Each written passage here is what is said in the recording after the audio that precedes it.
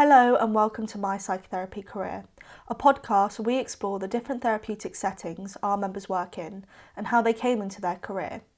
I'm Jenna Rashid, the Digital Engagement Officer at UKCP. Our host, Helen Willingham, is the Head of Content and Engagement at UKCP, overseeing all our communications to members and the public, as well as our policy and research work. In this episode, Helen speaks to UKCP psychotherapist Erene Hadjiioannou. Erene specialises in trauma, working with clients who have struggled with post-traumatic stress as a result of sexual violence. Her experience led her to set up 2 community-based specialist psychotherapy services in Leeds for women with severe and ongoing mental health needs. This includes women involved in the criminal justice system, as well as women who have been subjected to sexual violence. As sexual violence can affect anyone, Erene utilises her specialist skill set to help people of any gender overcome the trauma they may have experienced. In this episode, Helen talks to Erene about her work within the community and what drew her to begin training at the age of 20.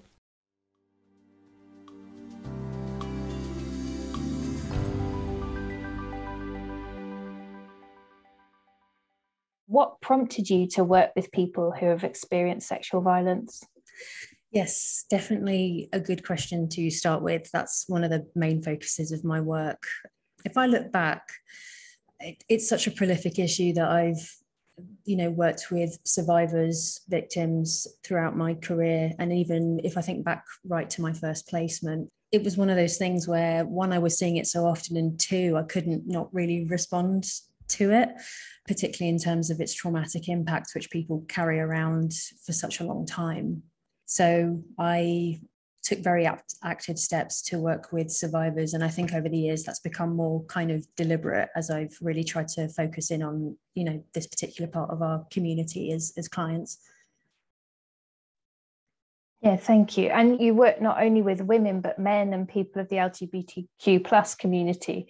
Why was this important to you? It's important because I think, are coming more and more to the realization that, firstly, we don't live in a world where people always experience their gender under that very socialized binary. So what I mean by that is people can experience and express their gender, their sexuality, the types of relationships that they like to be in a really diverse way. So that, to me, is just part of the reality of doing this work. We're going to meet different types of people wherever we go in terms of gender. And secondly, unfortunately, sexual violence doesn't discriminate.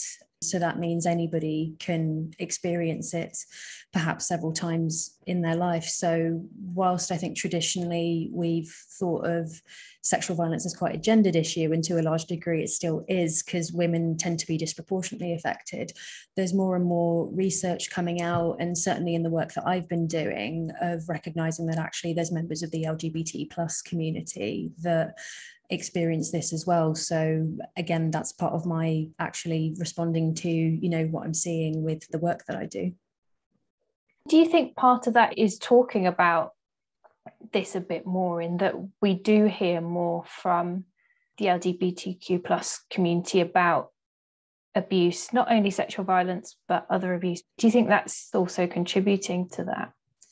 Yeah, and also I think really need to take into account the impact of what we think we know about sexual violence. And I think one of the forms that takes is like myths about sexual violence, as in who's a victim, who's a perpetrator, what are the circumstances under which sexual violence takes place. And, I know women and girls have been pushing back against those myths for years in order to be recognised. And I also think that that's still an ongoing issue, for anyone of any gender.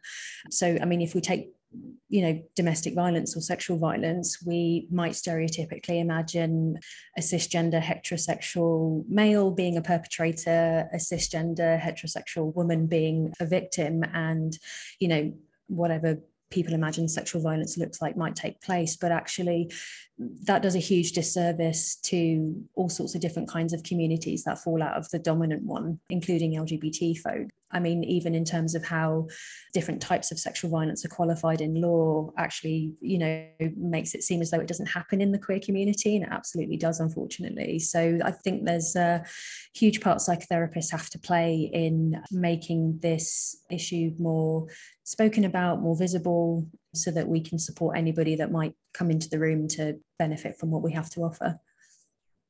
Mm-hmm. That leads me quite on to the next question, actually, which is, should more therapists feel confident to work with trauma and sexual violence in the therapy room? Yeah, I appreciate I'm probably a bit biased, but yes. And the reason for that, if I look outside of my bias, because of the work that I do, is that, as I've mentioned, there are so many different types of people that can experience trauma and sexual violence. And I should say, trauma can be a result of lots of different life experiences, whether sort of a big one-off event or something more cumulative that, activates those really intense stress responses that we might recognize as trauma or post-traumatic stress.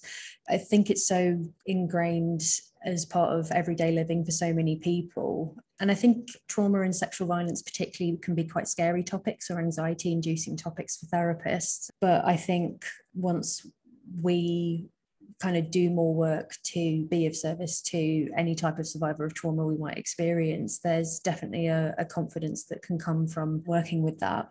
So I think whilst there are definitely commonalities between survivors, often it's the differences that mean we can do our best work. We're really kind of honouring the person that they are as well as what they've been through in the therapeutic work.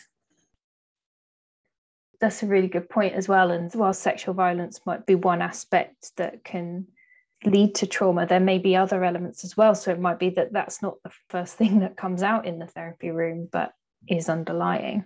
Yeah, definitely. And especially if we consider that often what makes trauma traumatic is the fact that somebody's been harmed at the hands of somebody else, or, maybe more than one person. As therapists, we're trying to offer a space to actually kind of sit and be with somebody, usually from a relational perspective. We need to establish that trust and safety before somebody can actually really, even say, actually, I've been through this. So you're absolutely right. There's a lot that we can do to facilitate those conversations and to assist people to, I think, push back against the internalized blame, shame, and guilt for what they've been through by, being available in a non-judgmental way where we really collaborate with them rather than potentially being yet another person that might judge them for what they've been through.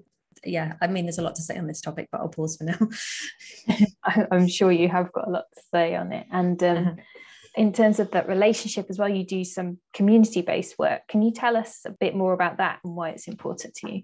Yes, definitely. I've held the idea for a long time that psychotherapy really has its limits on being effective if the only work we do with survivors is in the rooms where we work. And what I mean by that is that all of us, whether we've been directly affected or not, live in a world where sexual violence happens. That means we also live in a world where disempowerment, oppression, sexism, misogyny happens. All of the isms that contribute to people being marginalized, treated violently, treated badly, etc. So in terms of community-based work, I kind of really feel like we have a social responsibility as therapists to not only work with people that have been able to navigate the mental health system to access what we offer, which I think, as we know, is not straightforward for everybody, but to actually say, how about I use my power, my resources, my skills and experience to step out of the room into communities, to invite people into, what I have to offer, whether that's traditional psychotherapy appointments or community-based work. Like, for example, I've done workshops on how to understand and manage traumatic stress. I've been a guest speaker at various community groups. I've also actually been a part of an independent steering group since 2019 with 2 other therapists to respond formally to the Crown Prosecution Service public consultation on their pre-trial therapy guidelines. So, part of the way that we do our best work is not just by being in the rooms where we offer appointments. We've actually got to get out, be visible, do work with and for survivors for psychotherapy, I think, to be truly effective.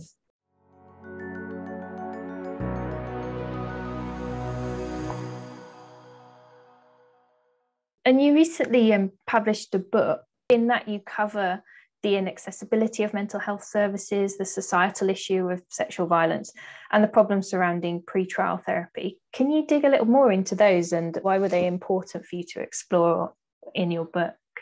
Yeah, definitely. We've definitely evolved in terms of kind of theory that we've used. I think our positions in society as psychotherapists. Part of what I wanted to do with the book was to actually say, look, this is the context that we're working in with survivors. And, you know, as I said a little bit earlier, we live in the same world as survivors. And, you know, there will be many psychotherapists that also have lived experience of trauma and sexual violence as well. So there's lots of different ways that we as professionals really know the reality of the issue, which is, of course, well beyond the therapeutic hour and the rooms in which we see clients. So I wanted to provide a little bit of the context of accessing mental health services, how prolific sexual violence is as a societal issue, the myths around it. And you've mentioned pretrial, or we've both mentioned pretrial therapy, because in terms of working with survivors of sexual violence, some people might think about reporting to the police. They might feel pressured to do so, because I think societally there is a myth of, you know, that's the right thing to do. Whereas there's actually quite a lot at the moment to really dig into the fact that the criminal justice system isn't a safe or viable option for everybody. Conviction rates for rape are extremely low. It's about 1% at the moment. It's the lowest it's ever been. And, you know, whether or not a client of ours is actually going through the criminal justice process when we're working with them, it is a part of reality of kind of really feeling the impact of what they've been through and trying to figure out, what do I do next? So, you know, in terms of the book, I really wanted to make psychotherapists more conscious and I guess more proactive in responding to all of these contextual factors, because of course they impact survivors' mental health. So that's something else we have to work with. As we've mentioned, a huge part of the book is to encourage therapists to take on that social responsibility. What can we do outside of appointments for and with survivors? And it's also, you know, information on actually what are the realities of thinking about reporting to the police or doing that, and how might that show up in therapeutic work if a client's navigating both the mental health and the criminal justice system at the same time. Mm-hmm. Yeah, thank you for that. I'm going to go to a slightly different angle and talk about how you became a therapist as well. So going back to the beginning. So why did you become a psychotherapist? You know, what were you doing before and what prompted you to begin training? I mean, psychotherapy is my very first career. In terms of the why, I think knowing the person that I am and what I'm interested in, I was probably always going to end up in a career that was very involved with people, probably in a support or care role. It's just what I enjoy really, and I generally find people pretty fascinating. But I was about 20, I think, and I'd just done my undergraduate exams at university and was sort of going on interviews for psychotherapy training courses. So I started off quite early, really. You say started quite early because it is quite unusual that people come straight out of their undergraduate. If you don't mind me asking what your degree was in, and did that influence your decision?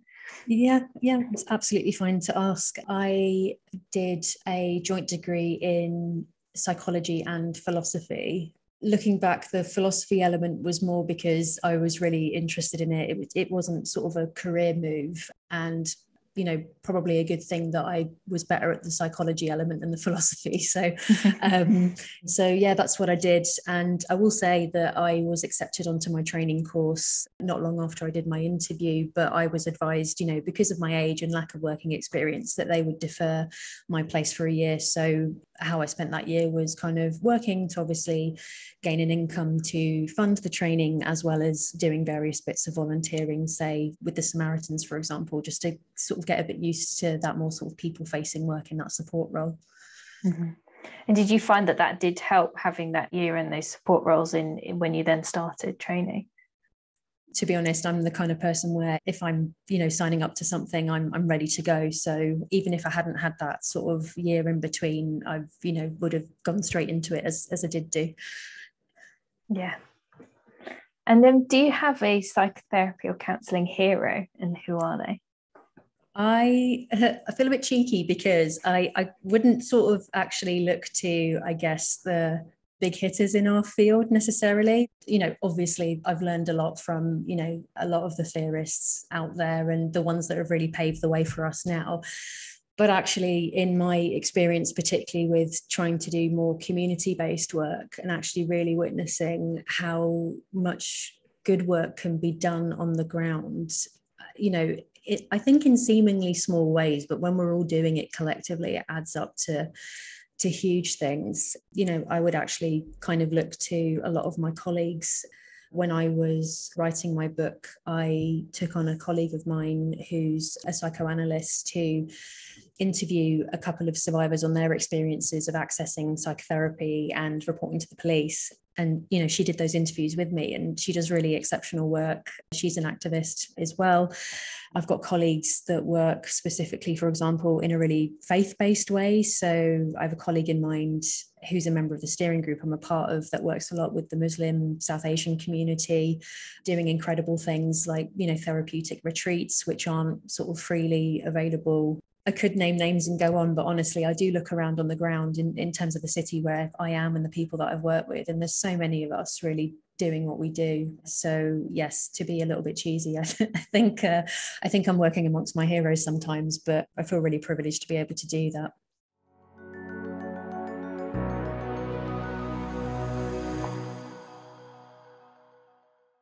I ask this of everybody, but what does being a UKCP member mean to you?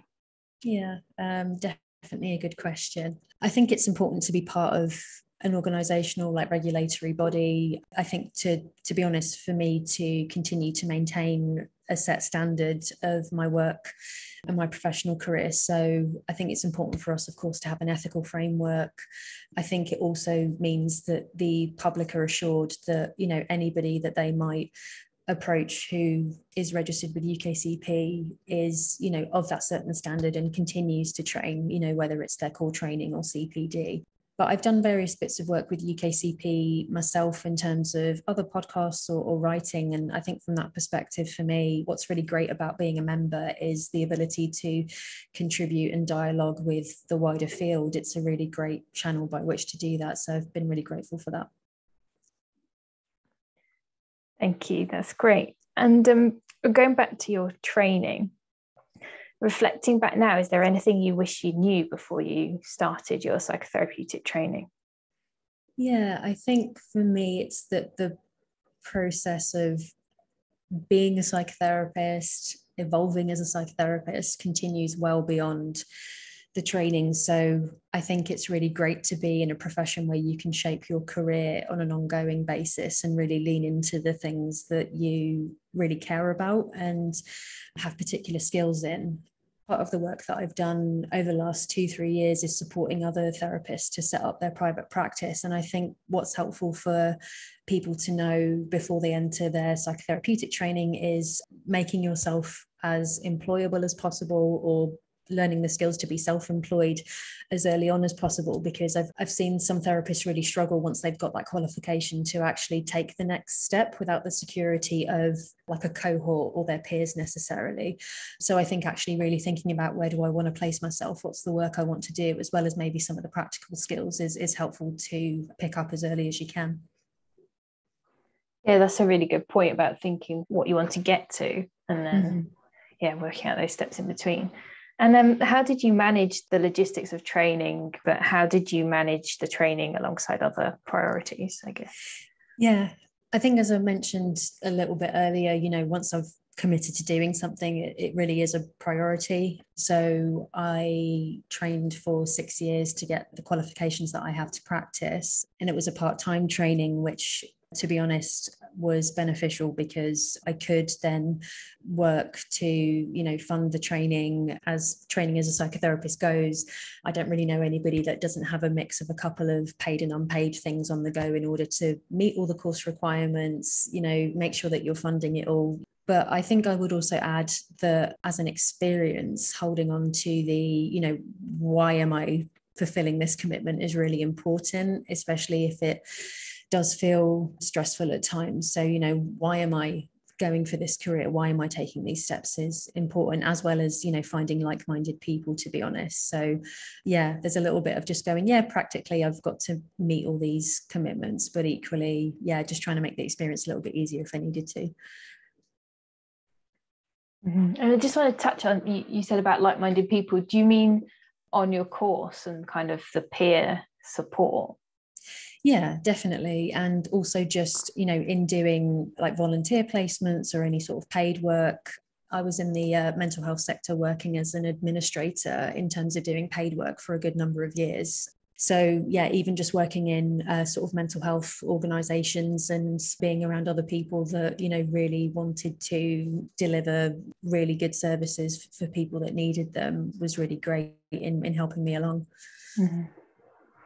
Thank you. And what advice would you give to someone considering training as a psychotherapist or psychotherapeutic counsellor? I mean, to be honest, I'm completely acknowledging the fact that I'm a millennial, because I think there's a lot of discourse, quite rightly, about how do we work to unlearn any biases that we have? How do we handle power effectively? This profession isn't just about helping people, and actually, to take it further, like properly helping people rather than just their symptoms, is about unlearning your biases, handling power effectively to adequately support people in their sense of self, their personal identity, as well as their mental health. So being prepared to learn, evolve, assess yourself as a person and a professional in service of the clients you work with is super, super important. And I, would add to that one of our responsibilities, of course, is to offer spaces for clients that are affirming, empowering, and respond to their mental health as a part of who they are. So again, coming from that two-person relational approach is that, we are mutually working together. There is a back and forth that goes on and we impact each other. It's not just about me being the expert and telling you what to think or just focusing on symptoms. It's about actually really meeting the person as they are amongst what they're experiencing, because we can't leave the person out of the equation when they work with them. So yeah, I would say placing an emphasis on your personal development is just as important as your professional development. Mm-hmm. And in a similar vein, this question, but how has training changed you? Mm-hmm. Yeah, to be honest, the more I've done this work in terms of survivors that I've met, clients with different, challenges and mental health issues that I've met, working within the mental health system, having a bit of a crossover with the criminal justice system and working with people pre-trial, for me, it's just made me more determined to do better for colleagues and clients, for sure. It's about constantly evolving and meeting all sorts of needs to be effective as a professional. And it's been a good couple of years since I qualified as a psychotherapist, but I've done training ever since. And I think that's the message I always take wherever I go. Yeah, thank you. Because that's actually something that has come up throughout this podcast as well, is that training doesn't stop when you stop your original training, if you like. There's continued development, both professionally and personally. And it is why the psychotherapists that we talk to love what they do and continue to be able to support, because we're in a world that's changing and we have to move with that. Yeah, definitely. I think that's really well put. That's it for my questions. So just want to say thank you very much for joining me today, Erene. It's been really, really great to talk to you. Yeah, you too. Thanks so much.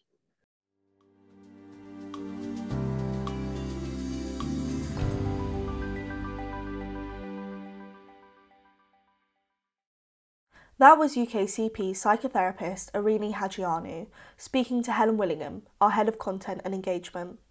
If you're interested in exploring training, then you can visit our psychotherapy training page, where you can find information on psychotherapy as a career, as well as the different training pathways available to you. just go to www.psychotherapy.org.uk/psychotherapy-training. All episodes of My Psychotherapy Career are available on our website, psychotherapy.org.uk. You can also subscribe to our channel, UKCP, on your favourite streaming platform. Do you have feedback you'd like to share with us on this episode or any from our series? Get in touch with us at communications@ukcp.org.uk. Join us again next month. Till then, thank you for listening and take good care of yourselves.